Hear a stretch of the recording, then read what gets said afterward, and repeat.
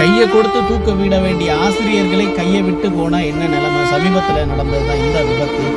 வால்பாறையிலேருந்து திரும்ப அவங்க ஊரை நோக்கி போன இடத்துல 13வது வளைவுல இருந்து 9வது வளைவுக்கு அவங்க வந்த வாகனம் கட்டுப்பாட்டை இழந்து விபத்துக்குள்ளாகி 9 ஆசிரியர்கள் ஆன் ஸ்பாட்ல இறந்து போயிடுறாங்க. அது மிகப்பெரிய குடும்பம். ஒரே ஸ்கூல்ல விடுமுறையை கழிக்கிறதுக்காக சுற்றுலா வந்த ஆசிரியர்கள் தான் இவங்க. 9 பேரும் அந்த ஸ்பாட்ல இறந்துட்டாங்க.